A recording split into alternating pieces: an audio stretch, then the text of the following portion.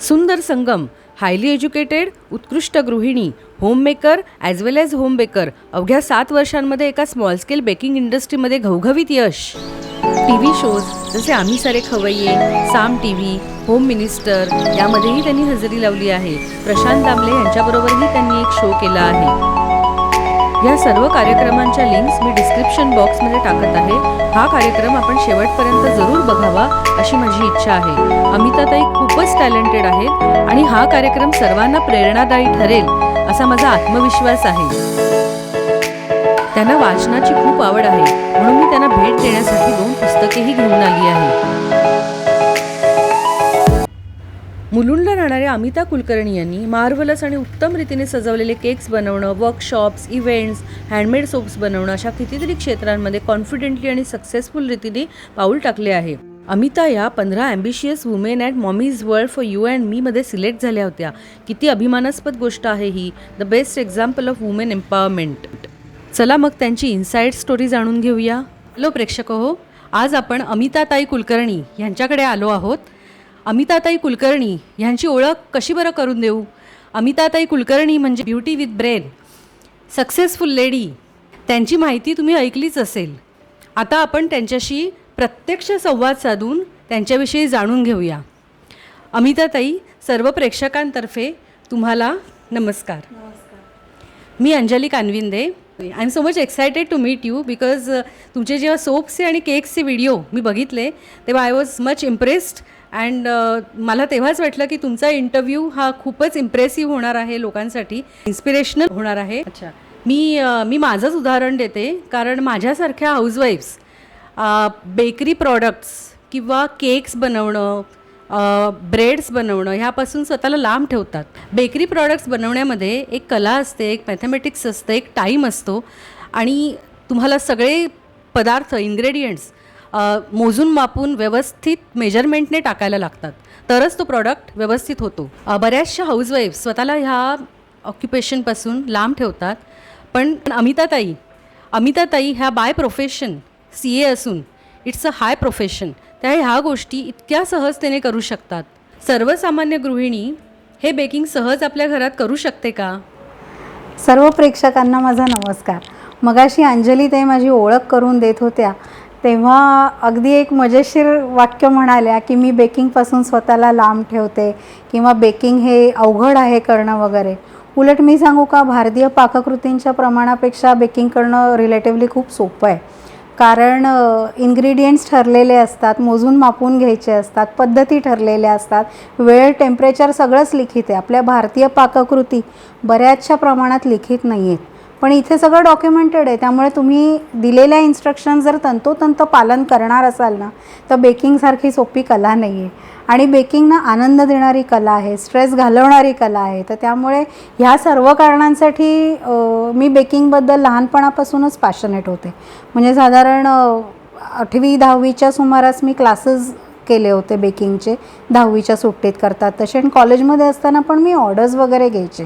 त्यामुळे असं काही खूप अवघड वगैरे असं नाही आहे. हो, पण पेशन्स मात्र भरपूर लागतो. की एखादी वेळ असेल की एखाद्या कृतीला पाऊण तास थांबणं, तर ते पाऊण तास थांबणं अपेक्षित आहे. मायक्रोवेव्हसारखं असं झटकीपट झालं असं होत नाही.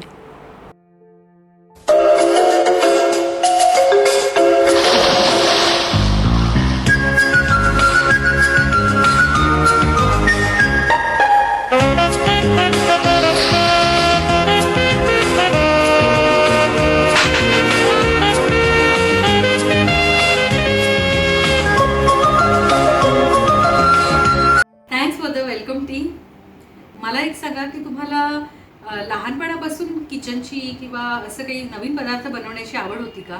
मी ना खूप लहानपणापासून, म्हणजे अगदी पहिलीत होत्या तेव्हा मी चहा करायला शिकले होते. तर माझे बाबा ऑफिसमधून आले की मी कुठे खेळत असेल तरी पळत पळत यायचे, त्यांना चहा करून द्यायचे आणि परत खेळायला जायचे. आणि आईने माझ्या कधी ना, मी खूप पसारा करते माझं काम करताना किचनमध्ये, तर तिने कधी माझ्या पसारा करण्यावर ऑब्जेक्शन घेतलं नाही. उलट मला कायम एनकरेज केलं की नवीन पदार्थ, क्लासला जायचं आहे. मी खूप तेव्हा तर संजीव कपूर, तरला दलाल या सगळ्यांची रेसिपीचे बुक्स आणले. रुचिरा तर सगळ्यात बेसिक पहिला गाईड, त्याला फॉलो करणं. आणि आजसुद्धा म्हणाल तर मला स्वयंपाकाची म्हणजे 24 तास जरी मला कोणी सांगितलं ना किचनमध्ये काम कर, तरी मी आनंदाने करेन. मला आवडतं. एवढी एनर्जी पण आहे माझ्याकडे की मी दिवस दिवसभर ते करू शकते आणि आवडीचं असल्यामुळे तर नक्कीच. त्यामुळे बेकिंग हा व्यवसाय असा झाला की कर्मधर्म संयोगाने आवडीचंच फील्ड मी फॉलो केलं, फॅशन आणि त्यांच्या. आत्तासुद्धा म्हणजे मूळच्या मी ब्राह्मण असल्यामुळे घरी अंडं नॉनव्हेज हा काही प्रकार नाही, पण मला आणि माझ्या नवऱ्याला नंतर मुलांना आवड असल्यामुळे नॉनव्हेजचे क्लासेस म्हणजे शिकून, कारण घरी तर कोणी शिकवणार नक्कीच नाही, त्यामुळे अगदी बांद्रापर्यंत पर क्लासला जाऊन मी हे सगळे प्रकार शिकले, इवन कॉन्टिनेंटल. आणि ह्या सगळ्याचा परिणाम असा झाला ना की मुलांच्या फूड टेस्ट खूप चांगल्या डेव्हलप झाल्या. म्हणजे पिठलं भाकरीसुद्धा ते तेवढंच एन्जॉय करतात जेवढे कॉन्टिनेंटल, चायनीज किंवा इतर तत्सम पदार्थ एन्जॉय करत असतील. आजसुद्धा म्हणजे आमच्याकडे पोळ्यांना बाई आहे, पण बाकी सगळा स्वयंपाक वेगवेगळ्या पद्धतीचा मी स्वतः करते आणि मला तो स्ट्रेस बस्टर वाटतो की काम झाल्यानंतर, आता बेकिंग माझं काम झालेलं आहे, काम झाल्यानंतर स्ट्रेस रिलीफ करायला काय तर किचनमध्ये जायचं आणि स्वयंपाक करायचा. किचनची जर टूर केली करवीनाच चहा झाल्यावर तर तुम्हाला दिसेल की माझ्याकडे सगळी गॅजेट्स मी वापरते. म्हणजे माणसावर अवलंबून राहण्यापेक्षा मी गॅजेट्सवर अवलंबून राहणं मला जास्त बरं वाटतं, कारण आपल्या वेळात काम होतं. मला स्वतःला किचन गॅजेट्सची फार आवड आहे, त्याच माझ्या किचनमधल्या गॅजेट्सची मी ओळख करून देते. हा माझा OTG आहे ज्याच्यात केक्स बेक होतात. हे माझं हॉट किचन किंवा घरचं किचन कम बेकिंग किचन म्हणायला हरकत नाही. इथे आहे टोस्टर, छोटा इन्स्टापॉट, सूप मेकर. हा माझा हुकमी एक्का डिशवॉशर, मोठा इन्स्टापॉट, मिक्सर, चॉपर, ज्युसर, केकचे बॅटर मिक्स करायला, ब्रेडचे डोज बनवायला लागणारा KitchenAid stand mixer, hand blender आणि हा एअर फ्रायर. तर अशी माझी ही सैना आहे ज्यांच्या मदतीने मी रोजच्या रोज भरभर सगळा स्वयंपाक करू शकते, सगळी किचनमधली कामं करू शकते. सुगरण एफिशियंट म्हणून जी काही पदवी प्राप्त आज मला झालेली आहे ती ह्या सगळ्या माझ्या सैनिकांमुळे झालेली आहे. मी ह्याला माझी आर्मी म्हणूनच ओळख करून देते. अंजली ताई, आपला चहा तर झालेला आहे, आता गप्पा मारायला सुरुवात करायचीच आहे. तर मी एक छोटंसं सजेशन देते. आमचा ना हा डायनिंग एरिया खूप सुंदर आणि पॉप्युलर आहे, तर आपण तिकडे बसून गप्पा मारले तर चालतील का? हो, चला चला ना मग तिकडे जाऊ. या.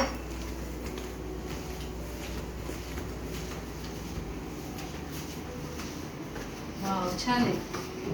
दिस इज व्हेरी नाईस. ही सगळा हा डायनिंग एरिया आम्ही असा कोझी डेव्हलप केला आहे. नीताताई, तुमच्या केक्सवरील नक्षीकाम आणि इंट्रिकेट डिझाईन्स बघून खूपच थक्क व्हायला होते. I think that you must be good at drawing. पण ही कला तुमच्यामध्ये इनबॉर्न आहे की तुम्ही ही शिकलात?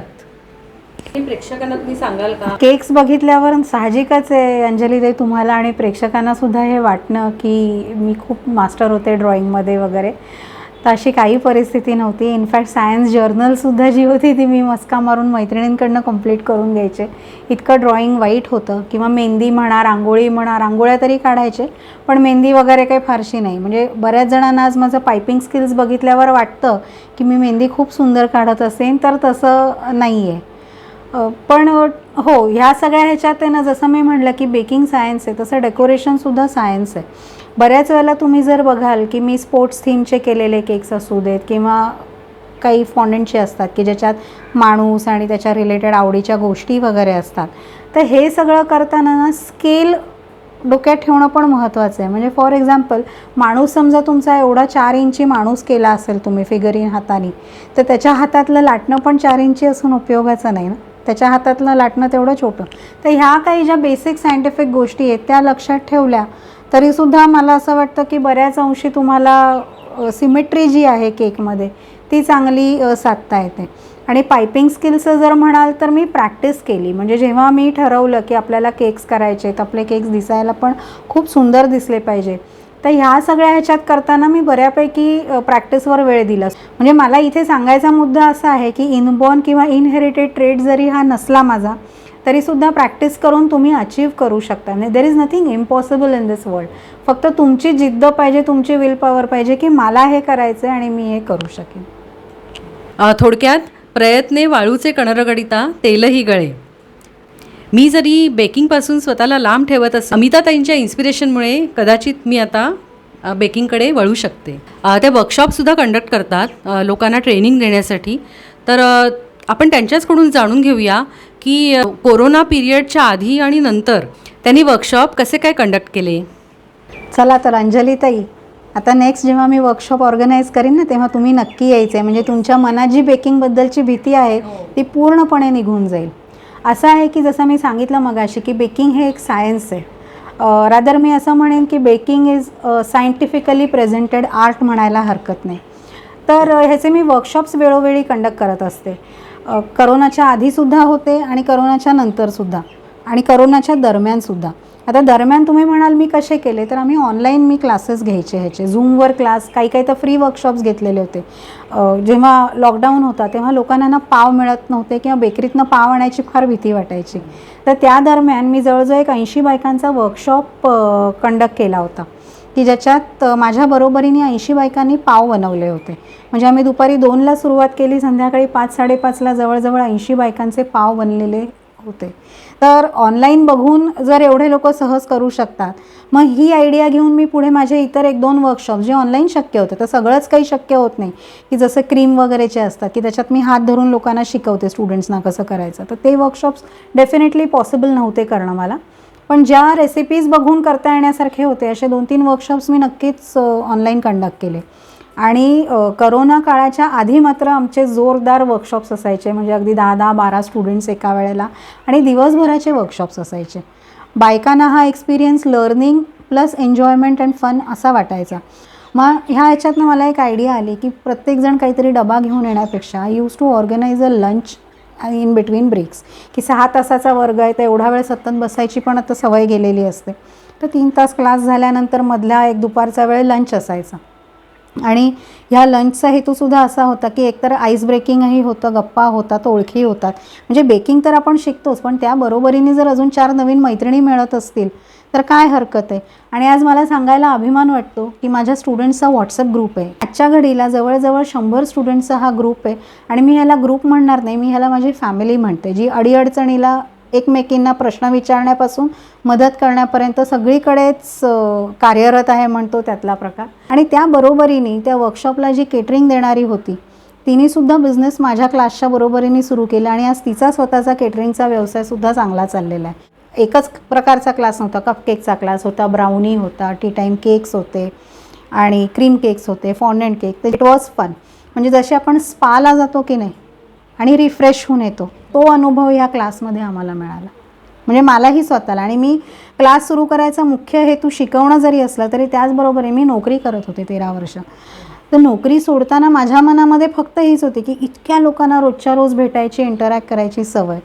घरी बसल्यानंतर मला माणसं भेटतील की नाही, दिसतील की नाही, मैत्रिणी मिळतील की नाही, गप्पा होतील की नाही, त्या हेतूने हा क्लास सुरू झाला. आणि माझ्यासाठी सुद्धा हा हेतू 100% यशस्वी झाला. तुम्ही क्लास घेता ते तुम्ही कुठे कंडक्ट करत होतात आणि हे तुमचे क्लास घेण्याचं उद्दिष्ट मला खूपच आवडलं.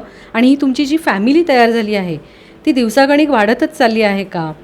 आणि तुम्ही अजून एक प्रश्न तुम्हाला विचारते की तुम्ही ह्याची जाहिरात करता का? आणि हे बिझनेसमधील जेव्हा तुम्ही बिझनेस करता आणि क्लास घेता तर ह्या बिझनेसचं सिक्रेट तुम्ही ओपन करता का? आणि ह्याचा बिझनेस करणं आणि क्लासेस घेणं तर हा तुम्ही समन्वय कसा काय साधता? अंजली, ते तुम्ही आत्ता मला विचारलं की तुमची फॅमिली वाढती आहे का, तर हो, नक्कीच वाढती आहे. इनफॅक्ट बऱ्याच वेळेला असं होतं की डिसेंबरमध्ये परदेशातून सुद्धा काही जणं येतात सुट्टी घालवायला. त्यातले 2 दिवस 4 दिवस इथे हक्कानी बुक्ड असतात, काहीतरी शिकायचं वर्षभरात बघितलेलं असतं. त्यामुळे आजच्या घडीला देशापरदेशात सुद्धा इथनं शिकून गेलेले बरेचसे माझे विद्यार्थी आहेत. आणि क्लास हा घरातच होतो माझ्या. इथे एक छोटा माझा स्टुडिओ आहे, त्यामुळे एखाद दुसरा विद्यार्थी असेल तर मी तिकडे स्टुडिओमध्ये घेते, मोठा असेल तर इकडे लिव्हिंग रूममध्ये वर्कशॉप होतं. अगदी 14 जणांपर्यंतचे वर्कशॉप्स आत्तापर्यंत झालेले आहेत.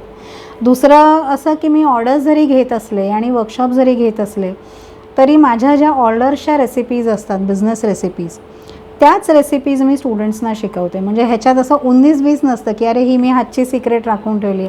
मला असं वाटतं की आज जर माझ्या एका शिकवण्यामुळे माझ्या स्टुडंटनी जाऊन 100 लोकांना केक खिलवले, 50 ऑर्डर्स केल्या, 100 लोकांना केक खायला घातले, तर ते नक्कीच म्हणतील ना, वा हिने केक छान केला. तेव्हा ती जी स्टुडंट असेल ती मला आठवण काढेल.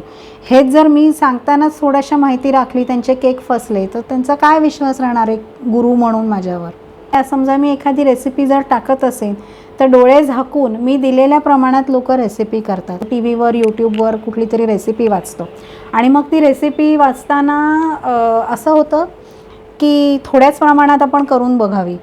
फसली तर ही जी लाईन आहे ना, ही माझ्या रेसिपीजमध्ये नसते. मी सांगितले म्हणजे ती 100% होणारच होणार. बरं, हे करत असताना एखाद्याला अडचण आली तर व्हॉट्सअपवर फोन करूनसुद्धा बऱ्याच वेळेला विद्यार्थ्यांनी प्रश्न विचारलेले आहेत, शंका विचारलेल्या आहेत. त्या जमेल तशा जेव्हा जमतील शक्यतो वेळच्या वेळेस तिथल्या तिथे मी सोडवलेल्या आहेत. त्यामुळे सिक्रेट असं काही नाही आहे आणि सिक्रेट असू पण नाही. हे ज्ञान आहे. हे जेवढं तुम्ही वाटाल, जेवढं पसरवाल तेवढं चांगलं आहे. आणि दुसरी गोष्ट असं आहे की आज मी शिकवण्यासाठी, ट्रेनिंग करण्यासाठी मी पैसे घेते. फुकट तर नाही शिकवत आहे. अगदी फुकट जरी शिकवलं तरीसुद्धा शिकवणं फुकट हा माझा चॉईस आहे. जर मी माझ्या चॉईसने शिकवत असेल, फीज घेऊन म्हणा किंवा फ्री ऑफ चार्ज म्हणा, 100% शिकवणं ॲज अ टीचर हे माझं कर्तव्य आहे. त्यामुळे there are no secrets as such. असं होऊ शकतं की एखाद्या गोष्टीचं, समजा मी एक कपकेकचा क्लास फ्लोट केला आहे, तुम्ही माझ्याकडे कपकेकचा क्लासला नाही आलेला आहेत आणि तुम्ही एखाद दुसरा डाऊट विचारताय, मी सांगेन उद्या तुम्ही म्हणालात मला क्लासची रेसिपी दे, तर मी ती देणार नाही. कारण जेव्हा मी तुम्हाला फ्री रेसिपी देते तेव्हा इतर ज्यांनी पे केलेलं आहे क्लाससाठी त्यांच्यावर तो अन्याय असतो. त्यामुळे काही प्रिन्सिपल्स मी स्ट्रिक्टली फॉलो करते. There are no secrets, but at the same time if a class is paid, तर त्या पेड क्लासच्या रेसिपीज फार सहज मिळत नाही. That is logical. प्रॉडक्टच्या जाहिरातीबद्दल तुम्ही विचारलं तर गंमत अशी आहे की माझा फेसबुक पेज आहे, व्हॉट्सॲपवर सुद्धा स्टेटसला असतात केक्स रोजच्या रोज केलेले. पण शेवटी ना, खायची वस्तू जी असते की नाही, ती जोपर्यंत तुम्ही कुठेतरी चाखून बघत नाही, चव बघत नाही, तोपर्यंत ती ऑर्डर येतेच असं नसतं. आणि एकदा चव घेतल्यानंतर मग तुम्ही रेट काहीही असू दे, तुमच्या टर्म्स काही असू देत, ऑर्डर तुमच्याकडेच येते. त्यामुळे माझी जी काही प्रसिद्धी आहे ती majorly me word of mouth म्हणेन की सांगोपांगी, ज्याला आपण मराठीमध्ये म्हणतो की आज मी केक खाल्ला मग तो सांगणार अरे मी तिकडे. कित्येक वेळेला तर मुलांच्या रेकमेंडेशन्सवर ऑर्डर आलेल्या आहेत. म्हणजे कुठल्या तरी एका बर्थडे पार्टीला मुलं गेलेली असतात, त्या तिथे लहान मुलांनी केक खाल्लेला असतो, तो घरी जाऊन आईला सांगतो आई माझ्या वाढदिवसाला ना तिकडनंच केक हवा आहे. म्हणजे ओळख ना पाळख, पण अशी फूडीजची ओळख म्हणतो तशा माझ्याकडे ऑर्डर्स आलेल्या आहेत. आणि आत्तापर्यंत 7 वर्ष झाली माझ्या व्यवसायाला. मी सांगेन की ज्या काही ऑर्डर्स माझ्या आल्या की नाही आत्तापर्यंत, मेजरली वर्ड ऑफ माउथनी आलेल्या आहेत. माझी अशी फार इच्छा होती की माझा क्लायंट हा लोकल असावा. लोकल म्हणजे मी ज्या परिसरात राहते, आज आमच्या इकडे मी मुलुंड ईस्टला राहते, आमच्या इथेही म्हणाल तर 5,500-6 हजार फॅमिलीज नुसते आमच्या ईस्टच्या एरियात, अर्ध्या एरियात असल्या तरी त्याच्याहून जास्तच असतील. त्याच्यातले 10% क्लायंट जरी मला महिन्याला मिळाले तरीसुद्धा मला भरपूर झालं. त्यामुळे बिझनेस रीच हा लोकल बिझनेस रीचवर माझा फोकस होता. आणि लोकल बिझनेस रीचवर फोकस असल्यामुळे इथल्या इथे केक्स खाल्ल्यावर ऑर्डर्स मिळायला काही कठीण गेला नाही. आणि लोकांमध्येही सिलेक्शनचा चॉईस असतो. जिथे मॅक्झिमम त्यांना क्वालिटी मिळते आणि मॅक्झिमम टेस्ट मिळते तिथे लोक नक्कीच बरोबर बरोबर. ह्या बाबतीत आता क्वालिटीचा विषय निघाला आहे म्हणून सांगते की पहिल्या दिवसापासून मी क्वालिटी ह्या विषयावर कुठेही कधीही कॉम्प्रोमाइज केलं नाही. म्हणजे पहिलं तत्त्वच ते होतं की आता मी समजा केक बनवते तर ह्या केकमधलं समजा उचलून मला माझ्या मुलांना खायला घालायची वेळ आली तरी माझ्या मनात अशी शंका नाही येता कामा की अरे हे कमर्शियल केलं आहे, द्यायचं की नाही. जे घरी बनेल त्याच क्वालिटीचं बाहेरच्या नाही मिळेल, म्हणजे माझा हातच अजावणार नाही. कित्येक वेळेला कधी कधी क्लायंट सांगतात की आम्हाला लो बजेट केक हवा आहे. मी ॲक्च्युली मेंटरिंग केल्यासारखं, काउन्सिलिंग केल्यासारखं त्यांना सांगते की नाही बाबा, इतरांची मुलंच खाणार आहेत, सो लो बजेट घेण्यापेक्षा तुमचं बजेट काय सांगा, त्याच्यात काय फिट होतं हे देऊ, पण चांगलं देऊ. त्यामुळे सगळेच्या सगळे केक्स हे अमूल बटरमध्ये बनतात, फ्रेश बनतात, असे खूप आधी करून ठेवलं आहे वगैरे नाही. कित्येक वेळेला मला रात्री झोपायला 3 आणि 4 वाजतात हे सगळं करून, दुसऱ्या दिवशी सकाळी लवकरची ऑर्डर असेल, पण केक जेवढा फ्रेश जाईल तेवढा तो आवडेलसुद्धा सगळ्यांना आणि क्वालिटीसुद्धा मेंटेन होते. छोटं साधं उदाहरण द्यायचं झालं तर सकाळी करून ठेवलेली पोळी रात्री खाणं आणि तव्यावरची पोळी गरम गरम खाणं, ह्याच्यात जो फरक आहे तसाच एक फ्रेश केलेला केक किंवा ब्रेड खाण्यामध्ये फरक आहे. एवढे पैसे आपण समोरचा क्लायंट मोजत असतो, तर त्याला खाल्ल्यानंतर त्या क्षणी एक जो फील येतो पहिला घास तोंडात गेल्यावर, तो सगळ्यात महत्त्वाचा असतो. बरोबर. हा तुमचा ॲटिट्यूड मला खूपच आवडला आहे. आत्ताच तुम्ही लोकल रीच म्हणालात, तर मी तुमची BYMची मुलाखत ऐकली होती. तर BYMचा फुल फॉर्म काय आहे आणि BYMने तुम्हाला कशी काय मदत केली तुमच्या बिझनेसमध्ये? BYM हा मला ॲक्सिडेंटली ओळखीत आलेला एक फार असा छान ग्रुप आहे. ब्राह्मण युवा मंच हा त्याचा फुल फॉर्म आहे. मुलुंड ईस्टचे भरपूर लोक ह्याच्यामध्ये आहेत आणि मला खूप ओळखी, खूप कॉन्टॅक्ट्स ह्याच्यामुळे मिळाले आणि माझा जवळजवळ 80% बिझनेस जो आहे तो ह्या BYMमुळे आहे. तर मुलुंड ईस्टमध्ये मी आता बघा, सध्याच्या घडीला म्हणाल तर माझं हे 20वं वर्ष मुलुंड ईस्टमध्ये सुरू आहे राहायचं. मी लग्नानंतर इथेच राहायला आले. 20 वर्ष झाले आज आम्ही मुलुंडमध्ये राहतो आहे. पण शेवटच्या 4-5 वर्षात अलीकडच्या जी काय ओळखी निर्माण झाल्या आहेत की कोण कोण काय काय बिझनेस करतं, लोकल खाणीपिणीपासून अगदी कपड्यांपर्यंत, हे सगळं ब्राह्मण युवा मंचामुळे कळायला सोपं झालं. आणि मुळात मला एक जी ओळख मिळाली ना बेकर म्हणून, त्याच्यात ब्राह्मण युवा मंचाचा फार मोठा वाटा आहे. अगदी करोना काळातसुद्धा असं व्हायचं की जेव्हा बाहेरून दुकानातनं लोकं आणायचे नाहीत, त्या दरम्यान त्या वर्ष दीड वर्षात मला ब्राह्मण युवा मंचानं इतके नवीन क्लायंट्स मिळाले. आणि अशा काही खूप मोठे ऑर्डर्स नसायच्या, कारण तेव्हा काही पार्टीज वगैरे होत नव्हत्या. घरात 3-4 माणसं म्हणजे अगदी अर्धा किलोचा केक वगैरे असेच असायचे. पण सगळेचे सगळे क्लायंट्स, रिक्षा नव्हत्या, काही नव्हतं, अक्षरशः इथल्या इथे चालत चालत यायचे, केक घ्यायचे, जायचे, किंवा मी स्कूटरवरनं देऊन यायचे, काही जण स्कूटरवरनं गाडीतनं केक घ्यायला यायचे. तर हा जो लोकल रीच मी मुद्दा म्हणलं ना, तो मला BYMमुळे खूप प्रमाणात पोचता आलं तिथपर्यंत. कारण मुलांच्या शाळा माझ्या ऐरोलीच्या होत्या, म्हणजे ऐरोलीला बऱ्याच ठिकाणाहून मुलं यायची. म्हणजे ऐरोलीच्या त्या शाळेतनं मिळाल्या ऑर्डर्स, जे इथे राहायचे ते पण काही ईस्टचे होते, काही वेस्टचे होते. म्हणजे एक ओळख म्हणतो की नाही आपल्या एरियामध्ये बिझनेस करतो, ती मला या मंचामुळे मिळाली. आणि सगळेच तरुण उत्साही मेंबर आहेत, ऑर्डर्स देत असतात. प्रत्येक जणाचा कोणाचा ना कोणाचा काही व्यवसाय आहे. त्यामुळे मलासुद्धा काही हवं असेल तर आज माहिती आहे की त्या ग्रुपमध्ये एक क्वेरी पोस्ट केली की पटकन आपल्याला मदत मिळते, ओळख होते, सगळं कामं होतात. पण तुम्ही केक्स तर उत्तम करता हे माहीतच आहे.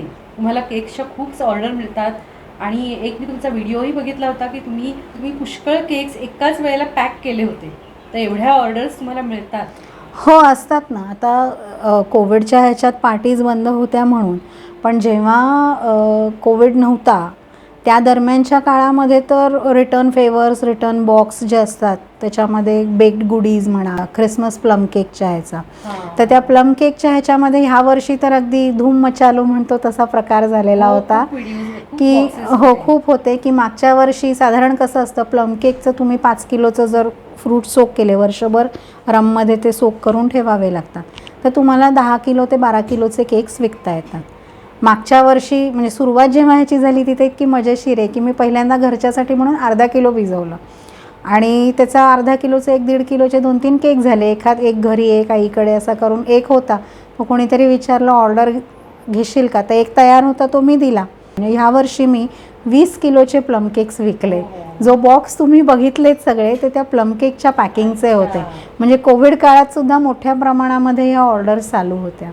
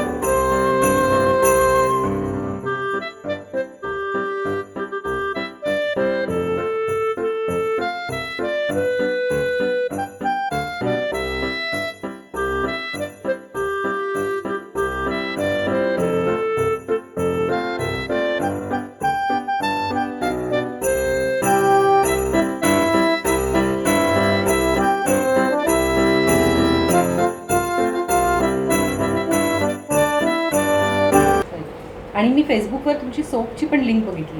तर तुम्ही सोपचा पण बिझनेस करता? बिझनेस म्हणजे मी सोप्स पूर्वी शिकवायचे म्हणजे अजूनही कोणी विचारलं तर शिकवते मी. सध्या काय आहे, मेन फोकस केक झाल्यामुळे ह्या सगळ्या गोष्टी जरा साईडलाईनला झालेल्या आहे. आणि हे सोप्स शिकवायचं मेन कारण असं होतं की मी मुलीच्या वाढदिवसाला रिटर्न गिफ्ट द्यावा, काहीतरी वेगळी गंमत. म्हणजे दरवर्षी मी काय करायचे तेव्हा, मुलं लहान असताना त्यांच्या बड्डेला रिटर्न गिफ्ट द्यायचं ना, तर आपण एक कुठला तरी नवीन क्लास करून यायचा, शिकायचं, बनवायचं आणि द्यायचं. असं नव्हतं की विकत घेऊ शकत नव्हतं, पण स्वतःच्या हाताने एखादी गोष्ट बनवून देण्यात जो आनंद असतो तो असंच जाऊन विकत आणलं आणि दिलं ह्याच्यात नसतं. म्हणून मी सोप शिकायला गेले की वेगवेगळ्या आकाराचे, रंगाचे छान साबणं बनवायची आणि द्यायची. तर त्या क्लासला गेल्यानंतर आहे ना, त्याने मला सोप्स वगैरे सगळं शिकवलं, पण ते बेस मटेरियल वापरतात, ते काय केमिकल आहे, कोणाला सूट होतं कोणाला नाही, कशापासून बनतं, त्याची एक्सपायरी, त्याच्यात घातले जाणारे इन्ग्रेडियंट्स ते ऑथेंटिक आहे की नाही, ही माहिती काही नव्हतीच त्याच्यात. सो आता तुम्हाला माहिती आहे मी चार्टर्ड अकाउंटंट आहे, प्रत्येक गोष्ट आम्ही मुळापर्यंत जातो म्हणतो तसं आहे. तर मला सॅटिस्फॅक्शन आलं नाही की आपल्याला ह्या गोष्टीचं पूर्ण नॉलेज मिळालं नाही आहे. आणि केकचं किंवा कुठल्याही खाद्यपदार्थाचं कसं असतं, जेव्हा तुम्ही खाता की नाही तेव्हा पोटात केमिकल्स असतात पचवण्यासाठी, शरीराची ताकद असते, क्षमता असते. साबणासारखी गोष्ट जेव्हा तुम्ही स्किनला लावता, स्किनकडे सेल्फ डिफेन्स मेकॅनिझम काहीही नसतं. म्हणजे समजा तुम्हाला सूट होणारं प्रॉडक्ट नसेल तर त्याची रिॲक्शन येणं आणि ती दिसते. मग मी बरीचशी पुस्तकं वाचून, व्हिडिओज बघून माहिती घेतली आणि मग मी माझा सोपचा क्लास लॉन्च केला. त्याच्यामध्ये मी 27 ते 30 प्रकारची साबणं शिकवायचे आणि त्याच्यात मटेरियल, बेस मटेरियल कशापासून बनतं आणि ते चांगलं का वाईट कसं ओळखावं, त्याच्यात घातले जाणारे रंग, ऑइल्स, फ्रेग्रन्सेस, ह्या सगळ्याबद्दलची म्हणजे 1 तास थिअरी असायची की आपण काय करतो हे माहिती असेल तर माणूस कॉन्फिडेंटली करेल. त्यामुळे अशा रीतीने मी ती साबणं शिकवायचे. त्याच्यात काही होते ते फक्त मोल्ड्सच्या वापराने कशी सुंदर करता येतील, काही नुसते कलर्स, काही कार्व करून कसे करता येतील, असे वेगळे वेगळे प्रकार शिकवलेले आहेत. आणि ह्याचाच उपक्रमाचा एक भाग म्हणून ज्ञानसाधना कॉलेजमध्ये पण मी तिथला एक ग्रुप आहे की ज्या मुलांना, नीडी मुलं असतात त्यांना जाऊन तुम्ही तो वर्कशॉप घ्यायचा की पुढे ते उदरनिर्वाहासाठी ह्याचा वापर करू शकतात. तर असे मी ऑनररी वर्कशॉपसुद्धा बऱ्याच ठिकाणी जाऊन घेतलेले आहेत की जसं मगाशी म्हणलं की आपल्या ज्ञानाचा प्रसार व्हायला पाहिजे आणि त्याचा फायदा समोरच्याला व्हायला पाहिजे. तसं सोप्स त्या ह्याने मी सुरू केलं. आता मी मगाशी म्हणलं तसं केक्सवर कॉन्सन्ट्रेट करते. सोपच्या बरोबरीने मी शॅम्पूज, वेगळे वेगळे oils, body buttress, salts, even जे अरोमाथेरपीचे ऑइल्स असतात, ह्या सगळ्याचा माझा प्रॉपर कोर्स झालेला आहे. फक्त मी ते पुढे परस्यू केलं नाही कारण त्याला कायदेशीर पण बऱ्याच गोष्टी तुम्हाला लागतात. जसं की तुम्ही BSc केमिस्ट्री पाहिजे किंवा तुमच्या हाताखाली कोणीतरी एक BSc फार्मा झालेलं पाहिजे. हा सगळ्याच्या सगळा सेटअप तुम्ही घरातनं नाही करू शकत. त्याच्यासाठी तुम्हाला एक इंडस्ट्रियल एरियामध्ये 1200 स्क्वेअर फीटची जागा पाहिजे. तर हे सगळे टेक्निकल पॅरामीटर्स बघता मी म्हटलं जे काही करायचं ते कायद्याच्या चौकटीत राहून, मला स्वतःला कायदा मोडून काही करणं पटत नाही. तर त्यामुळे मग मी ते सगळं बंद केलं आणि आता मी फक्त केक्सवर कॉन्सन्ट्रेट करते. आणि हँडमेड सोप्स जे असतात आपले मेल्ट अँड पोर, तर ते तुम्ही घरी करू शकता ऑफिशियली. कॉटेज इंडस्ट्रीच्या अंडर ते मोडतं. तर त्यामुळे ते थोड्याफार प्रमाणात कोणी रिटर्न गिफ्टसाठी वगैरे विचारलं तर मी ते सुद्धा करते. तुमची तर वर्सटाईल पर्सनॅलिटी तर आहेच, पण तुम्ही जे ऑनररी वर्क करून मुलांना शिक्षण दिलं ते त्यामधून तुमचं सोशल वर्क पण रिव्हील होतं. तुमचं जे हार्डवर्क आहे प्रत्येक फील्डमधलं ते खूपच वाखाणण्यासारखं आहे. थँक्यू. तुम्ही हे सगळे केक्स वगैरे बनवता, पण मग त्याचं कॉस्टिंग तुम्ही कुठच्या आधारे करता? ऑफकोर्स तुम्ही तर चार्टर्ड अकाउंटंट आहात, त्याच्यामुळे तुम्ही तर व्यवस्थितच करत असणार, पण आम्हाला माहिती मिळेल का की तुम्ही कसं कॉस्टिंग करता? आणि जर तुमचा हा बिझनेस अपेक्षेप्रमाणे वाढला आणि जर तुम्हाला वेगळ्या प्लॅटफॉर्मची गरज लागली तर मग तुम्ही रेडी आहात का? ज्या दिवशी एखाद्या क्लायंटची ऑर्डर असेल तेव्हाही मी त्याला सॅम्पल म्हणून पाठवून देते की बाबा रे फीडबॅक दे. आणि ह्या वेळेला एक लक्षात ठेवणं सगळ्यांनी फार महत्त्वाचं असतं की समजा एखाद्या क्लायंटनी सांगितलं, दिल्यानंतर सॅम्पलिंगसुद्धा, किंवा अगदी माझ्या मुलीनी जरी सांगितलं की हे बरोबर लागत नाही, तो निगेटिव्ह फीडबॅक नसतो, उलट तो तुम्हाला इम्प्रूव्ह होण्यासाठी काहीतरी सजेशन आलेलं असतं. तर हे सगळे 19-20 प्लस मायनस ट्रायल केल्यानंतर एक रेसिपी फायनल होते. ती केल्यानंतर माझी एक डायरी आहे, त्या डायरीमध्ये मी ती रेसिपी फायनल रेसिपी म्हणून नोट डाऊन केलेली असते. नोट डाऊन केल्यानंतर त्या रेसिपीचं वजन म्हणजे मैदा इतका ग्रॅम, बटर इतका ग्रॅम, अंडं असेल तर ते इसेन्स आहे. हे सगळं आल्यानंतर इलेक्ट्रिसिटी किती वेळ आहे, मग त्याला बॉक्स कुठला लागतो, काय लागतं, तो केक करत असताना AC लावायला लागत असेल तर तो किती वेळ लावायला लागतो, हे सगळं डिटेल कॉस्टिंग त्याच्यात डिटेल्स येतात. मग त्याच्यापुढे त्याचं कॉस्टिंग येतं की समजा आता मला हे करत असताना एवढं मिल्कमेड लागणार आहे, तर मग त्या मिल्कमेडची कॉस्ट किती आहे, काय आहे. काही वेळेला असं होतं की एखादा केक फार रेअर असतो, त्याच्यातला एखादा इन्ग्रेडियंट अजूनच रेअर असतो. म्हणजे समजा तुम्ही मला सांगितलं की मला ब्लूबेरी चीज केक हवा आहे, तर त्याच्यावर समजा मला वर घालायला 100 ग्रॅम लागत असतील आणि मिनिमम पॅकेजिंग 200 ग्रॅमचं असेल, तर अशा वेळेला कॉस्टिंग करताना मला 200ची कॉस्ट कन्सिडर करावी लागते, 200 ग्रॅमची. कारण मला जर 100 ग्रॅम मिळणार नसेल तर नुसतं 100 ग्रॅम कॉस्टिंगमध्ये आणि महाग इन्ग्रेडियंट्सचं, स्वस्ताचं तर आपण एवढं कन्सिडर करत नाही. तर हे सगळं केल्यानंतर रेसिपी फायनल होते. मग इतक्या समजा एक रेसिपीचं वजन 750 ग्रॅम असेल आणि ती बनवायला लागणारी किंमत असेल माझी 500 रुपये. मग मी ती किलोमध्ये कन्वर्ट करते की 750 ग्रॅमला जर 500 आहे तर मग 1 किलोला किती कॉस्ट येईल, ही झाली माझी कॉस्ट. त्याच्यानंतर मग मी माझा मार्जिन ॲड करते आणि मग तुम्हाला फायनल सेलिंग प्राईस येते. हे करत असताना मार्केट व्हॅल्यूसुद्धा तुम्हाला कुठेतरी कन्सिडर करायला लागते. पण प्रॉब्लेम काय होतो ना, होम बेकिंगचे गुड्स जे बनतात, बेकिंग गुड्स, ते गुडीज आणि मार्केटमधल्या गुडीजशी तशी कंपॅरिझन होऊ शकत नाही. कारण कमर्शियल ह्याच्यात त्यांना खूप कमी किमतीला विकणं टार्गेट असतं. ते टार्गेट ऑन व्हॉल्यूम्स आणि व्हॉल्यूम सेल्सवर प्रॉफिट असतं. होम बेकर खूप मोठे व्हॉल्यूम 100 किलो वगैरे हँडल नाही करू शकत. प्रत्येक होम बेकरची घरातनं करत असल्यामुळे कपॅसिटी असते. त्यामुळे आपल्या कॉस्ट ज्या आहेत त्याच्यावर तुम्हाला काय मार्जिन अपेक्षित आहे ते ॲड करून तुम्ही तुमची सेलिंग प्राईस ठरवायची असते. म्हणजे क्लासमध्ये तर मला कित्येक जण शिकून गेलेले विचारतात, आता हा केक आम्ही कितीला विकू, तर कितीला विकूला बरेच पॅरामीटर्स असतात. समजा आज मी माझा केकची कॉस्टिंग काढली आणि माझ्याकडे मी दिवसभर अटेंड करायला एक मुलगी ठेवली असेल जी महिन्याला 15,000 रुपये घेत असेल, तर 500 रुपये दिवसाला मला तिची कॉस्ट आहे. तेव्हा जर 10 केक निघत असतील तर 50 रुपये एका केकच्या मागे मी ती कॉस्ट लोड करणार. आणि हेच जर माझ्याकडे कोणीच नसेल, जी आत्ता खरी परिस्थिती आहे की एक तासभर क्लिनिंगपुरती असिस्टंट येते, तर ऑब्व्हियसली तो मार्जिन कट डाऊन होतो ना, मग कॉस्ट कमी होते. म्हणजे हे पॅरामीटर्स लक्षात घेऊन कॉस्टिंग केलं पाहिजे. मी असं म्हणत नाही की ती कॉस्ट लोड करू नका किंवा करा. तुम्ही जो खर्च खिशातनं करत असाल तो करा. आणि ह्याहीहून महत्त्वाचं, तुमचे जे श्रम आहेत त्या श्रमांना तुम्ही योग्य ती व्हॅल्यू देणं फार गरजेचं आहे.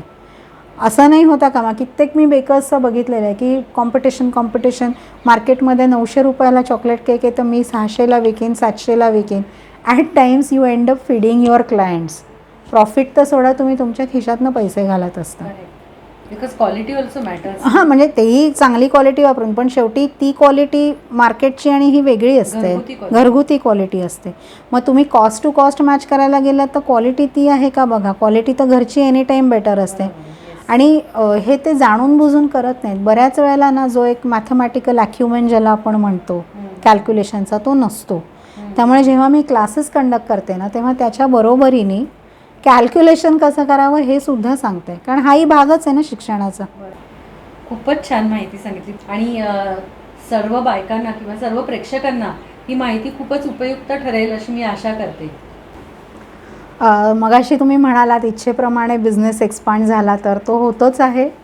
आणि माझी स्वतःची ना नुसतं एक असा टिपिकल केक शॉप वगैरे सुरू करायची इच्छा नसून त्याच्याहून थोडं जास्त आहे की जिथे एका बाजूला असं लाईव्ह काउंटर बेकिंग वगैरे सगळं चालेल. तुम्ही बघू शकाल की काय आमचं म्हणजे पारदर्शकता थोडक्यात व्यवहारात जी म्हणतो की कसं हायजीन मेंटेन केलं आहे, सगळं छान केलेलं आहे. त्याचबरोबरीने मी वरच्या बाजूला वर्कशॉप्स की तुम्हाला जर शिकायचं असेल तर तुम्ही मे बी ग्राउंड+1ची माझी आयडिया आहे. कॅफे स्टार्ट करणार वेअर समजा मुलं आली उद्या लहान शिकायला तर मुलं वर शिकत आहेत, खाली आया सगळ्या कॅफेमध्ये बसल्या आहेत, गप्पा टप्पा, एक reading book corner, fresh bakes आहेत, they can enjoy it with tea or coffee. तर कुठेतरी माझ्या व्हिज्युअलायझेशनमध्ये ना तो नुसता केक शॉप नसून मला ही कन्सेप्ट डेव्हलप करायची की जो बेकिंगच्या प्रेमात आहे की नाही त्यांनी येऊन तिथे वेळ घालवावा, बघावं. इंटर्नशिप किंवा समर इंटर्नशिप ज्याला आपण म्हणतो परदेशात असतात की बऱ्याच मुलींना वेळ असतो सुट्टीमध्ये येऊन मला हेल्प करायचे आहे. आणि हे सगळं करायला ना मी कुठेतरी प्रोफेशनल शेफ्स हायर न करता ज्या बायकांमध्ये, मुलांमध्ये, मुलींमध्ये ज्यांना इंटरेस्ट आहे की नाही मलासुद्धा काहीतरी बेकिंगमध्ये करायचं आहे, मला आवडतं बेकिंग करायला, अशा लोकांना मी माझ्याबरोबर कामात मदत करायला घ्यायला पुढे मागे बघणार नाही. म्हणजे एखाद्या प्रोफेशनल शेफ ठेवणं खूप सोपं असतं, मिळतीलसुद्धा. पण ज्याला खरंच करायची आवड आहे, आज काही वेळेला असं होतं की माझ्याकडे जागा नाही आहे, माझ्याकडे पैसा नाही आहे, पण मला करायचं आहे, पण माझ्या हातात कला आहे, पण मला शिकायचं आहे, तर अशा लोकांसाठी माझा कॅफे कायम मी वेलकम मोड ऑन असं ह्याच्यामध्ये असणार आहे. बरोबर. Very innovative and brilliant idea and we all should support you and all wish that you reach your goal. Thanks. तुम्ही प्रेक्षकांना तुम्हाला आलेले काही मेमोरेबल एक्सपिरियन्सेस शेअर करू शकता का? हो, म्हणजे असं आहे ना की कुठलाही व्यवसाय करत असलो किंवा क्लासेस घेत असलो की मजेशीर तर घटना घडतातच. मगाशी मी तुम्हाला म्हणलं की नाही मी लंचला तिला सांगायचे मैत्रिणीला केटरिंग, तर एकदा असं झालं, पराठे ठेवले होते आणि ब्रेडचा वर्कशॉप सुरू होता. हां, तर ब्रेडच्या वर्कशॉपला लंचला पराठे होते. ती पराठे खूप सुंदर करते, पंजाबी आहे तर. तर एक मुलगी आलेली, ती पराठे खाऊन ढसाळास असं रडायलाच लागली एकदम. म्हटलं गं झालं काय हिला एवढी चांगली एन्जॉय? ती म्हणे नाही, माझी आई अहमदाबादला असते आणि मी इकडे मुंबईला, आणि हिने अगदी माझ्या आईच्या हातच्या चवीचे हे केलेत, मला इतकी आठवण आली आईची की मला रडायला यायला लागलं. माझा जो पर्पज होता की येऊन त्यांनी एन्जॉय केलं पाहिजे, तर तो त्याच्यामध्ये सॉल्व झाला. तशी दुसरी माझ्या मुलीने मला एकदा ह्या गोष्टीची जाणीव करून दिली. तर ती म्हणाली, आई आपण केक पाठवतो सगळ्यांकडे, तर सगळ्यांचे हॅपी डेज असतात, हॅपी मोमेंट्स असतात, हॅपी ओकेजन्स असतात, त्याला अजून आपण हॅपियर करतो. म्हणजे तिच्या भाषेत तिला असं सांगायचं होतं की आपण आनंदाच्या क्षणी, आनंदाच्या प्रसंगी आपली वस्तू पाठवतो, केक पाठवतो, आणि तो बघून अजून आनंद त्या प्रसंगाचा द्विगुणित होतो, म्हणतो त्यातला प्रकार. तर त्यामुळे कायम केक करत असताना ना माझ्या मनात हे असतं की अरे म्हणजे हा केक जो जाणार आहे, मग तो अर्धा किलो असो, 1 किलो असो, 5 किलो असो, बघितल्यानंतर समोरच्या माणसाचा जो इव्हेंट आहे केकसाठी म्हणून गाजला पाहिजे, वाव फॅक्टर तो केक असला पाहिजे. तसंच बऱ्याच वेळेला क्लायंट फोन करतात प्रेफरन्सेससाठी विचारायला, फ्लेवरसाठी. सो इन जनरल माझं ठरलेलं असतं की केक खाणारा कोण आहे, बड्डे बॉय किंवा गर्ल, किंवा बऱ्याच वेळेला पेरेंट्सची ॲनिव्हर्सरीज असतात, त्याच्यासाठी मुलं बुक करतात. तर अशा वेळेला एज ग्रुप बघून त्याप्रमाणे फ्लेवर सजेस्ट करायचं माझं काम असतं. मी फोर्स नाही करू शकत, पण मी सजेशन तर नक्कीच देऊ शकते की साधारणपणे जरा एजेड सिनियर पब्लिक असेल तर त्यांना खूप क्रीमवाले किंवा खूप चॉकलेटवाले केक नाही आवडत. लाईट स्वीट, अगदी कमी असलेले, कॉफी बेस्ड किंवा असे फ्रूट बेस्ड असे आवडतात. सो मी ते सजेशन देते, आणि जेव्हा ते सजेशन हिट होतं, बऱ्याच वेळेला असं घडतं, ऑर्डर मुलांनी दिलेली असते पण फोन आईवडिलांपैकी कोणाचा तरी येतो की फार छान झालं. तर त्या क्षणी म्हणजे मला अक्षरशः आपण म्हणतो ना की पाठीवर शाबासकीची थाप मिळाली, तो अनुभव मला येतो की समोरून माणूस फोन करून सांगतो. पण जेव्हा एखादा असा फीडबॅक येतो ना, तो फीडबॅक अख्ख्या दिवसाचा माझा शीण घालवून टाकतो. कारण केक बेकिंग एकूणच फिजिकली स्ट्रेनस आहे, पण अख्ख्या दिवसाचा शीण, म्हणजे कित्येक वेळेला 12 वाजता, 1 वाजता, 1:30 वाजता पार्टी संपल्यानंतर लोकांचे मेसेज येतात की cake was super hit, it was showstopper for the party, taste आवडली, आवडलं. ते ऐकल्यावर जे काही समाधान मिळतं ते बँकेत अकाउंटमध्ये झालेल्या पैशांनी पण मिळत नाही, हे खरं आहे. आणि मागे जो मी ऑनलाईन पावाचा क्लास घेतला, तर गंमत म्हणजे पाव चांगला झाला हे सांगायला बऱ्याच नवऱ्यांचे फोन मेसेज आणि सगळ्यांची एक कॉमन प्रतिक्रिया होती, कमाल आहे तुझी, 80 बायकांना 2.5 तासात एकटीने चांगला हँडल केलंस म्हणून. तर त्यामुळे असे अनुभव येतच असतात, आणि मुळात ह्या अनुभवांसाठीच हे सगळं सुरू केलं आहे असं आहे. खूपच टॅलेंट आहे हे सगळं करण्यात, आणि लोकांना शिकवणं, स्वतः एन्जॉय करणं, लोकांना एन्जॉय करायला लावणं, स्वतः शिकणं आणि दुसऱ्यांना शिकवणं, ह्याच्यात जी कला असते आणि ह्याच्यात जे समाधान असतं ते खूपच कमेंडेबल असतं. आपण आता इंटरव्ह्यूच्या एंडकडे येतो आहोत, तर अजून 2-3 प्रश्न मी तुम्हाला विचारू इच्छिते की हा बिझनेस करताना तुम्हाला बऱ्याच कॉम्पिटिशनला तोंड द्यायला लागत असेल. हे सगळं सांभाळून, तुमचे कलागुण वापरून, तुमचं मॅथेमॅटिकल कॅल्क्युलेशन वापरून हा बिझनेस तुम्ही वृद्धिंगत केला आहे. तुम्ही सक्सेसफुल लेडी म्हणून गणल्या जात आहात. तर बाकीच्या ज्या बायका आहेत ज्यांच्यामध्ये काही कलागुण लपलेले आहेत, तर त्यांच्यासाठी तुम्ही अजून काय संदेश द्याल? ह्या बायकांना सक्सेसफुल होण्यासाठी कोणते कलागुण जोपासले पाहिजेत आणि कशी वाटचाल केली पाहिजे याबद्दल तुम्ही अजून काही सांगू इच्छिता का? पहिला म्हणजे मी असं म्हणेन की सगळ्यात पहिले तुम्ही ठरवा की तुम्हाला बिझनेस करायचा आहे का तुम्हाला फक्त कलागुण जोपासायचे.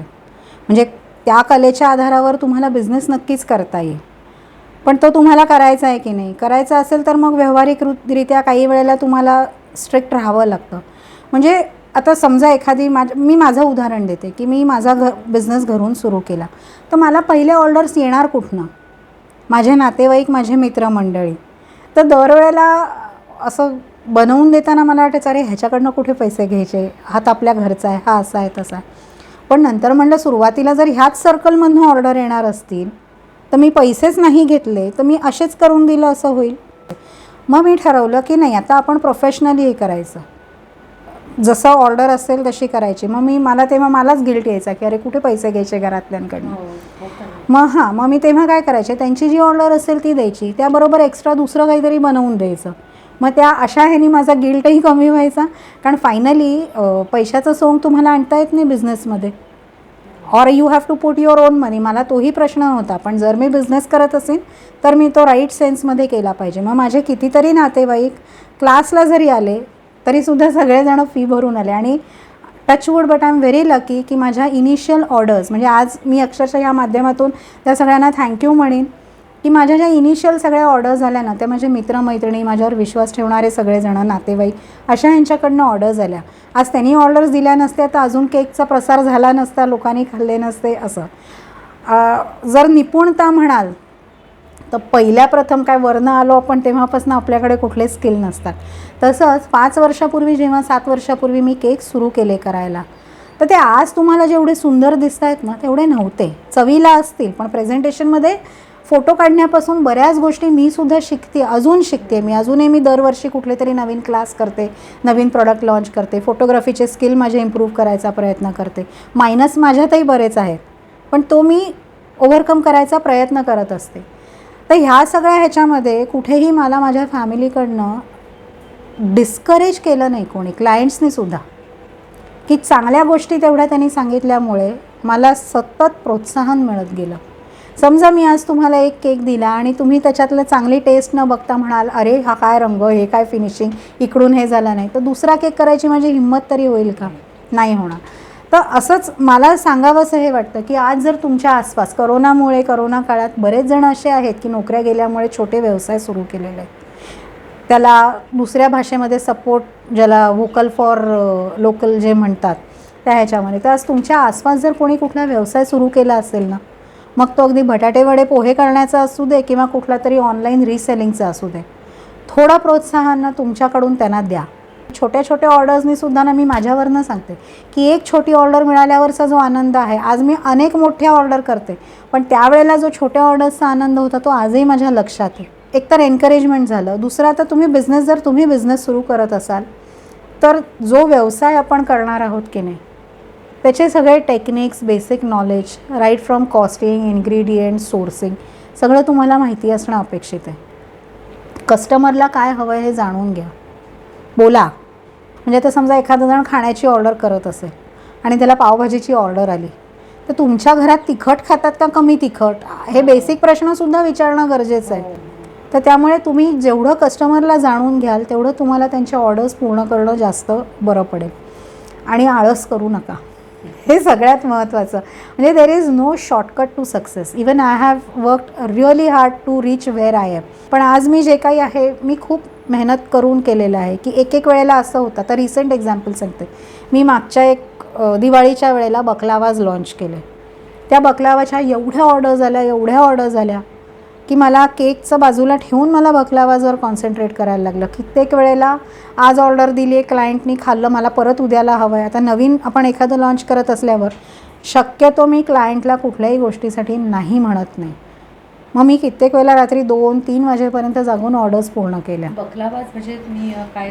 बकलावाज म्हणजे एक टर्किश पेस्ट्रीसारखं असतं. थोडक्यात मराठीत सांगायचं तर खारी बिस्किटासारखं असतं. त्याच्या आतमध्ये ड्रायफ्रूट्स असतात, वरनं सिरप असतं. तर तो एक डेझर्टचा प्रकार आहे, टर्किश डेझर्ट आहे ते.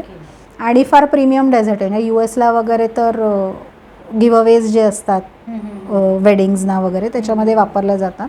वेगवेगळे प्रकार आहेत, प्रीमियम प्रोडक्ट आहे, रेट पण बऱ्यापैकी असतो कारण प्युअर पिस्ता सगळे वापरले जातात. तर ह्या सगळ्या ह्याच्यात असं झालं की ऑर्डर्स खूप यायला लागल्या. आता जर मी प्रॉडक्ट इंट्रोड्यूस करते आणि मग मी सांगणार की नाही आता माझी ऑर्डर फुल झाली, मी नाही देऊ शकत, तर मग आलेला कस्टमर गेला. मग ह्याच्यासाठी मी खूप मेहनत की रात्री मग 3-3, 4-4 वाजले तरी मी करायचे. आणि असं आहे की सगळे दिवस सारखे नसतात. आज 4 दिवस मला भरपूर ऑर्डर आहेत तेव्हा मी भरपूर काम केलं, तर पुढे 2 दिवस नाही आहे तेव्हा मी भरपूर आरामसुद्धा करूच शकते ना. म्हणजे जर मला बिझनेस करायचा आहे तर मला कुठल्याही परिस्थितीत क्लायंट हातचा घालवून उपयोग नाही. पण त्याचबरोबरीने मी हे सुद्धा सांगेन सर्व महिलांना तर विशेष करून सांगेन की घरात जर 2 मुलं असतील तर स्वतःला तिसरं मूल समजा आणि स्वतःकडेही तिसऱ्या मुलाप्रमाणे लक्ष द्या. काम करतोय म्हणजे फक्त काम असं नाही, तुमचा 1 तास व्यायामासाठी, तुमच्या आवडत्या छंदासाठी, तुम्ही नीट स्वतः खाता पिताय की नाही हे बघण्यासाठी राखून ठेवा. बऱ्याच वेळेला बायकांचं काय होतं, घरचं करतात बिझनेस म्हणून बिझनेसचं करतात, स्वतःकडे लक्ष देत नाहीत आणि 3-4 वर्षात तब्येत ढासळते. तसं उपयोगाचं नाही आहे. आता माझ्या केसमध्ये माझे स्टँडिंग अवर्स बऱ्यापैकी असतात, उभं राहून काम करणं, पण मग ते करण्यासाठी माझा व्यायामसुद्धा असतो, योगासनं असतात, चालायला जाणं, म्हणजे नियमितपणा हवा. वेळ ठरवा की आज तुम्हाला रोजच्या कामातनं किती तास व्यवसायासाठी देता येईल. मग तुम्हाला जमतील झेपतील तेवढ्याच ऑर्डर्स घेणं गरजेचं आहे. म्हणजे उगाच ऑर्डर्स घेऊन ठेवल्या आणि कस्टमर नाराज झाला, नीट पुऱ्या नाही झाल्या, तर त्यालाही अर्थ नाही आहे. म्हणजे थोडक्यात टाईम मॅनेजमेंट हे सगळ्यात महत्त्वाचं आहे या सगळ्या ह्याच्यामध्ये, की मला किती वेळ देता येईल, प्लॅनिंग की हे करायला मला काय काय वस्तू लागणार आहेत त्या आधी आणून ठेवणं, आयत्या वेळेची गडबड टाळणं. म्हणजे कित्येक वेळेला जेव्हा मोठे मोठे क्लासेस असायचे ना, आपण टाईमटेबल कसं लिहितो पिरियड वाईज कॉलेजचं शाळेचं, तशा मी लिहायचे की 8 ते 9 हे करायचं आहे, 9 ते 10 हे करायचं आहे. किंवा आजसुद्धा भरपूर केकच्या ऑर्डर्स असतात, माझ्याकडे स्टुडिओमध्ये बोर्ड आहे, त्या बोर्डवर ऑर्डर्स लिस्टेड असतात. अतिशय उपयुक्त माहिती आणि त्यांच्याकडे असलेलं सर्व नॉलेज त्यांनी तुमच्यासमोर शेअर केलं आहे. आज तुम्ही इकडे आलात आणि मला माझे विचार मांडायची, माझी मतं लोकांपर्यंत पोचवण्याची संधी दिलीत, त्यासाठी मी खूप आभारी आहे. मी हा एकूण सगळा इंटरव्ह्यूचा प्रोसेससुद्धा खूप एन्जॉय केला. आणि शेवटी असं आहे की घरातल्या कम्फर्टमध्ये इंटरव्ह्यू देता येणं ह्याची पण एक वेगळी मजा असते. पण तुमच्यासाठी आज एक सरप्राईज आहे. तुम्ही सॅमीज केकवॉक स्टुडिओमध्ये आलात, तर असंच तोंड गोड न करता काही तुम्हाला मी आज जाऊ देणार नाही आहे. तर आता आपण स्टुडिओकडे जाऊया, तुम्हाला एक गंमत सरप्राईज तुमची वाट बघते. I am ready for it. तुमच्या लोकल रीचबद्दल अजून एक प्रश्न आहे की जसं मी प्रस्तावनेत सांगितलं की तुम्ही आम्ही सारे खवय्ये आणि आदेश बांदेकरांच्या होम मिनिस्टरमध्ये हजेरी लावली आहे, तुम्हाला मीडिया प्रेझेन्सचा पण एक चांगला अनुभव आहे, तर त्याबद्दल तुम्ही काही सांगू इच्छिता का? मीडिया प्रेझेन्स म्हणाल तर हो, सगळ्यात पहिलं शूटिंग माझं साम टी व्हीवर झालं, सुगरणच्या शोमध्ये. शेफ तुषार प्रीती देशमुख होते, त्यांच्या शोमध्ये माझं सगळ्यात पहिले झालं. त्याच्यात मी रेसिपीज दाखवल्या होत्या आणि मग एकातून दुसरी, दुसऱ्यातून तिसरी जशी लिंकअप होत जाते तसं तिकडे गेल्यानंतर तिकडच्या जो शेफ होता कोऑर्डिनेटरनी त्यांनी विचारलं याल का, तर तसं होम मिनिस्टरमध्ये एकदा अशीच फॉरवर्ड आलेलं होतं की कोणाला इंटरेस्ट असेल तर माझ्या सासूबाई होम मिनिस्टरच्या फॅन आहेत, त्यामुळे त्या माझ्या कायम मागे लागायच्या की अगं होम मिनिस्टरमध्ये जा, होम मिनिस्टरमध्ये जा. तर म्हणून तिकडे सहज मी अप्लाय केलं होतं, मेसेजला रिस्पॉन्ड केलेला, तर ते आले. आणि आदेश बांदेकरांबरोबर म्हणजे पहिलं तर मला एवढं टेन्शन आलं होतं की ते सारखे कायम कोणाच्या ना कोणाच्या फिरक्याच घेताना दिसतात आणि मस्करी करतात. नंतर तिकडनंच पुढचं मला कलर्स मराठीवर आज काय स्पेशलमध्ये प्रशांत दामलेजींबरोबर चान्स मिळाला. तेव्हाही मला हेच टेन्शन होतं की एवढा प्रतिभावंत माणूस त्याच्यासमोर, म्हणजे मी लहानपणापासून त्यांची नाटकं बघत आलेली आहे, सगळे सिनेमे, serials, I have been following him. I was so excited की ह्यांच्याबरोबर आपल्याला आज शो करायला मिळतो आहे. आणि ना एक माझं ऑब्झर्वेशन असं आहे की माणूस जेवढा मोठा असतो की नाही कलाकार म्हणून, तेवढाच तो समोरच्याला खूप कम्फर्टेबल करतो. म्हणजे आधी त्यांनी अर्धा पाऊण तास माझ्याशी, मुलं पण होती, तो चिल्ड्रन्स डे स्पेशल असल्यामुळे आमच्याशी ना अर्धा पाऊण तास गप्पा मारल्या. म्हणजे मी कुठल्या सेलिब्रिटीशी बोलती आहे असं मला कुठे फीलच त्या ह्याच्यामध्ये अजिबात आला नाही. तर तो झाला. आणि आदेश बांदेकर जिथं आमच्या घरी आले होते, तसेच संकर्षण कराडे आम्ही सारे खवय्येच्या निमित्ताने शूटिंगला आले होते. अगदी माझ्या स्टुडिओमध्ये शूट झाला, तोही माझ्यासाठी फार आनंदाचा क्षण होता. कारण संकर्षण कराडेसुद्धा एक अष्टपैलू व्यक्तिमत्व आहे. कविता काय करतात, निवेदन काय करतात, हा शो कंडक्ट करतात. हे सगळे शोज इतके सहज झाले ना की मला त्याचं दडपण मात्र कुठेही आलं नाही, पण मी अखंड प्रोसेस तो सगळा एन्जॉय केला आणि मजा असते. जेव्हा शूटिंग स्टुडिओमध्ये जाऊन आपण करतो तेव्हा छान कोणीतरी मेकअप करतं, मग 2-4 कॉस्ट्युम्समधून आता हा घाला मॅडम तो घाला मॅडम करतं, हेअरस्टाईल्स असतात, एक तो वेगळा अनुभव असतो. म्हणजे रेसिपी करायला पण जातो पण खूप काहीतरी नवीन शिकून येतो असा हा अनुभव होता आणि सगळ्याच्या सगळे शोज मी खूप एन्जॉय केले. आणि ह्या बरोबरीने लोक तुम्हाला ओळखतात. माझ्या आईला आणि सासूबाईंना होम मिनिस्टर झाल्यानंतर तर इतक्या जणांनी विचारलं की बहुधा माझ्यापेक्षा त्याच जास्त आनंदी होत्या दोघी, असं म्हणायला हरकत नाही. आम्ही सारे खवये, आज काय स्पेशल प्रशांत दामले आणि होम मिनिस्टर, ह्या सर्व कार्यक्रमांच्या लिंक मी डिस्क्रिप्शन बॉक्समध्ये टाकल्या आहेत, तर त्या तुम्ही जरूर बघाव्यात आणि त्या कार्यक्रमांचा आनंद घ्यावा. मगासपासून आपण इंटरव्ह्यूमध्ये नुसता स्टुडिओ हे ऐकतोय, तर मला खात्री आहे प्रेक्षकांना आता नक्कीच उत्सुकता लागून राहिली असेल की घरातल्या घरात स्टुडिओ म्हणजे काय. तर मी आता तुम्हाला एक छोटीशी स्टुडिओची टूर करवते. तर चला वळूया आपण माझ्या स्टुडिओकडे. तर हे असं पार्टिशन आहे की जेणेकरून मी काम आत करते, घरात बाहेर काय चाललं आहे लक्ष राहण्याच्या दृष्टीने. आणि हे इकडे कोल्ड किचन आहे, म्हणजे इथे मी माझे केक सगळे डेकोरेट करते, तर त्याला AC असतो म्हणून हे एक वेगळं पार्टिशन केलेली रूम आहे. आता आत येऊन आपण पुढे जाऊया. हा माझा कंप्लीट जो दिसतोय तुम्हाला तो सगळा वर्क एरिया आहे. वर इथे ज्या बाटल्या आणि सगळं दिसतंय पुढे ठेवलेल्या, तर हे माझे वर्षभराचे रम अँड प्लम केकचं सोकिंग आहे. इथे सोक करून ठेवलेले आहेत अख्ख्या वर्षभर. ड्राईड फ्रूट्स जे असतात, कॅन्डिड फ्रूट्स, ते सोक करून ठेवतो. डिसेंबर एंडला सगळे प्लम केक्स बनतात. खूप छान सजवला आहे हा स्टुडिओ. थँक्यू.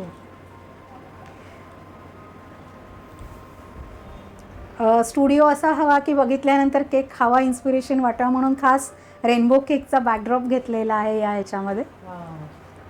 तसंच बऱ्याच वेळेला ऑनलाईन क्लासेस होतात, तर तेव्हा व्हाईट बॅकग्राऊंड प्लेन हवी म्हणून त्याच्यासाठी इकडे हा स्पेशल स्क्रीन करून घेतलेला आहे. सगळीकडे दिसेल तुम्हाला स्टोरेज आणि भरपूर काम करायला जागा, ओटा, असे सगळे प्रकार आहेत. तसंच ह्या इथे माझा स्पेशल स्टुडिओचा फ्रीज आहे मोठा, ज्याच्यामध्ये सगळे केक्स वगैरे असतात. आणि हे माझं मूव्हिंग वर्किंग टेबल आहे की जे हवं असेल तेव्हा तुम्ही फक्त बाहेर ओढलं की काम करायला स्कोप राहतो. म्हणजे मुंबईतल्यासारख्या छोट्यातल्या छोट्या 10 बाय 10 स्क्वेअर फीटच्या ह्याच्यामध्ये जेवढं म्हणून करता येईल आज तेवढ्या सोयी केलेल्या आहेत. अगदी वाटलं एक्सटेंडेड टेबल हवं आहे तर त्याच्यासाठी सुद्धा आतल्या ड्रॉवर हे करून माझी भाची गौरी आरगडे तिने हे सगळं डिझायनिंग केलेलं आहे कंप्लीट स्टुडिओचं. तसा हा माझा छोटेखानी स्टुडिओ आहे. केक्स रेडी झाल्यानंतर त्याचे फोटोज काढण्यासाठी सुद्धा वेगळे वेगळे बॅकड्रॉप्स लागतात, स्टँड लागतात. तर हा एक त्या स्टँड्समधला एक स्टँड आहे, तर त्याच्यावर आम्ही केक ठेवून फोटो काढणं, फोटोग्राफी करणं याच्या सगळ्यासाठी वापर. म्हणजे एका बिझनेसमध्ये नुसतं केक बनवणं नसून त्याचा शेवटपर्यंत फोटो येऊन कसं तुम्ही प्रेझेंट करता इथपर्यंत हा बिझनेस चालू असतो. म्हणजे नुसता केक केला आणि बिझनेस झाला असं होत नाही, त्याला बरेच अँगल्स आहेत सगळे. अंजली ताई, मगाशी मी तुम्हाला म्हणलेलं सरप्राईज आहे, तर आज मी खास तुमच्यासाठी डेट अँड वॉलनट केक बनवलेला आहे. Thank you so much. हा बेस्ट सेलर पैकी एक आहे, तर नक्की हा कट करा आणि टेस्ट करून. हा मी आता कट करायचा. ऑब्व्हियसली तुमच्यासाठी बनवलेला केक आहे हा. घ्या, मग अजून एक सरप्राईज देणार आहे. हो हो, तुम्ही माझा वाढदिवस सेलिब्रेट करताय का? ज्या दिवशी आपण हॅपी त्या दिवशी happy birthday.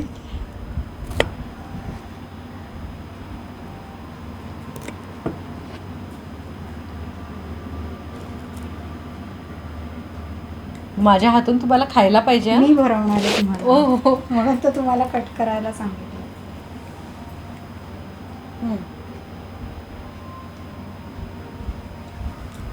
Wow, so yummy and so fluffy. दुसरं सरप्राईज आहे. Best taste, best. मगाशी मी म्हणल्याप्रमाणे मी नवीन नवीन काहीतरी इंट्रोड्यूस करत असते क्लायंटसाठी. तसा हा प्रकार आहे cream cheese garlic bun. Korean buns असतात हे. These are different from garlic bread. आम्ही नंतर खाते. हो हो, नक्की नक्की. असो, हा बघा टेस्ट करून. हा तुम्ही yummy oozy cheese inside. I am so lucky की मी तुमचा इंटरव्ह्यू घेतला आणि मला तुमच्या हातची डिलिशियस रेसिपी ट्राय करायला मिळाली. प्रेक्षकांना नाराज होऊ नका, ह्याची रेसिपी लिंक आम्ही नक्कीच देत आहोत. सुपर सुपर, हे इतकं मेल्टिंग आहे आणि इतकी छान टेस्ट आहे ह्याला. ह्याचे जे खूपच छान. बन्स असतात ना, बन्स पण मी बनवते. हो. थोडंसं हो, जे तुम्हाला मेल्टिंग माउथ टेक्स्चर आहे ते घरी बनलेल्या बन्समुळे आहे. अच्छा, पण ही रेसिपी खूपच छान आहे आणि घरात बनवली तर तुम्हाला हॉटेलमध्ये जायची गरजच नाहीये. नक्कीच नक्कीच. खूपच छान. आणि ही जी रेसिपी आहे ना, ही मी कधीच खाल्ली नव्हती. खूपच नाही, छान ही आहे. नवीनच सध्या सुरू केलेली आहे. ओके. सध्याचा ट्रेंडिंग प्रकार आहे हा. ओके. त्यामुळे नेहमीच्या केकच्या बरोबरीने असं काहीतरी एखादा ट्रेंडिंग आयटम कायमच असतो. खूपच छान कल्पना आणि खूपच छान इनोव्हेशन. मस्त. तुम्ही हा व्यवसाय तुम्ही अजून अजून वृद्धिंगत करा आणि अजून अजून लोकांना शिकवा अशी मी मनापासून इच्छा करते. थँक्यू. आज तुम्ही आलात आणि खरंच हा अनुभव खूप छान होता. मला पण खूप मजा आली. धन्यवाद. थँक्यू.